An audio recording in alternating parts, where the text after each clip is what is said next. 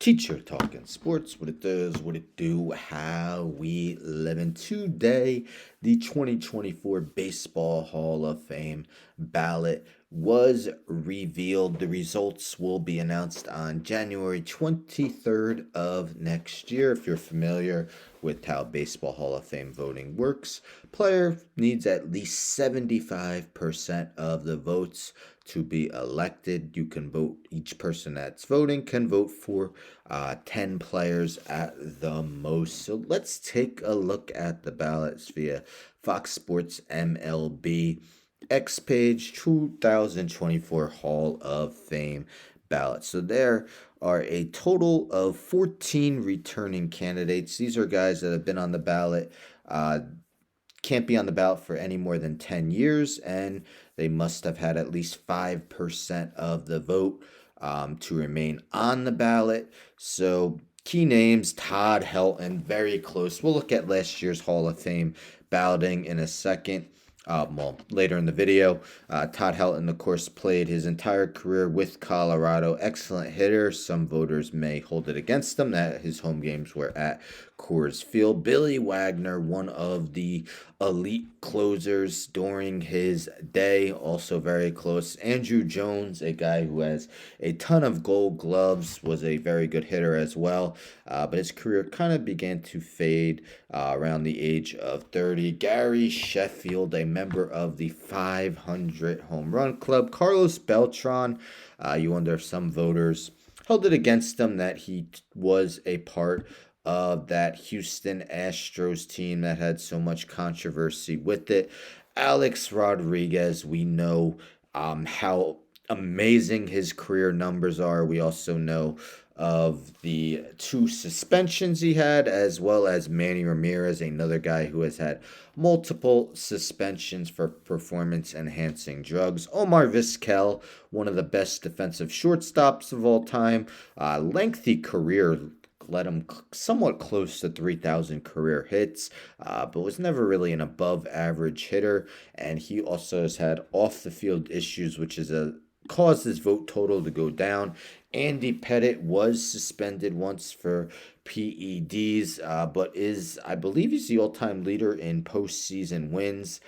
His career ERA around 4, though. Bobby Abreu, one of the underrated hitters of the 2000s, probably a little short of a Hall of Famer, though. Jimmy Rollins, former NL MVP, won a World Series with the Phillies. Mark Burley, one of those guys you can consistently count on to pitch 200 innings a season. Francisco Rodriguez, K-Rod, of course, has the single season save record. And Torrey Hunter made some amazing plays in the field at center field.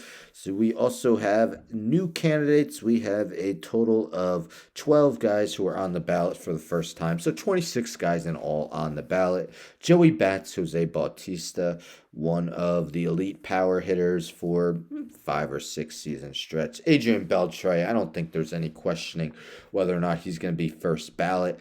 In the 3,000 hit club, hit nearly 500 career homers, won, I believe, 5 gold gloves. In my eyes, probably top 6, top 7 at worst third baseman of all time. Bartolo Colon, Big Sexy, one of the legendary figures. Not exactly for his play, although he was a very good pitcher. He's a former Cy Young winner, but just a larger in life figure. His one career homer is something that'll live forever in baseball history. Adrian Gonzalez, multi-time All-Star, over 300 career homers. Matt Holliday once finished runner-up for NL MVP, and I believe Victor Martinez once finished as the runner-up for AL MVP. Joe Mauer, will he get in on the first ballot?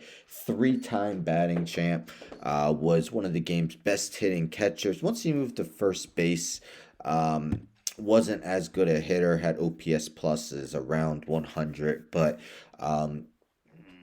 we'll see if he gets in first ballot. Brandon Phillips, another very good player throughout his days, mostly with the Reds. Jose Reyes seemed like he was fast-tracked to Hall of Fame, but his career began to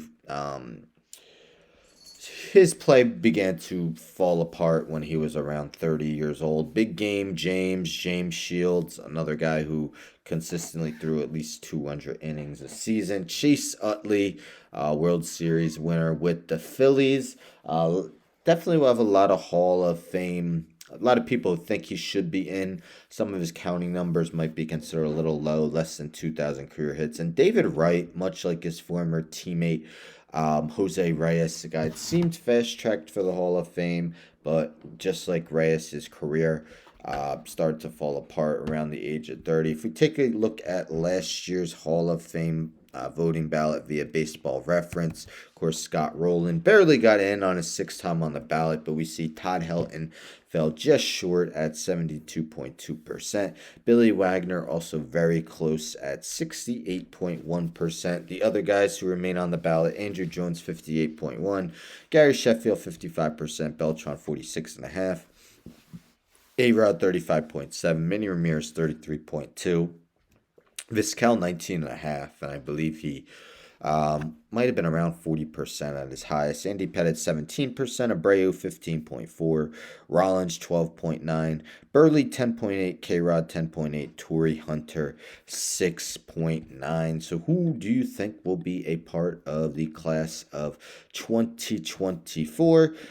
First ballot, Adrian Beltre is a no-doubter. Joe Mauer would be my next guy in consideration. I believe he will get in. I'm not sure if he'll be first ballot. And Chase Utley, he's a guy I could do an Izzy a Hall of Famer on. Chase Utley, again, was an awesome second baseman, one of the better second basemen in the game for much of his time. But again, his counting numbers, less than 2,000 hits, may cause him to not get in first ballot. We'll see. When he gets in, Todd Helton, Billy Wagner, very close to getting in last year. That definitely leads you to believe that they're trending in the right direction. But let me know your thoughts. Who's getting in this next year's class of the Baseball Hall of Fame? Anyhow, don't forget to subscribe. Tell a friend to tell a friend to tell a friend to subscribe. Like the video, share the video, hit the bell for notifications.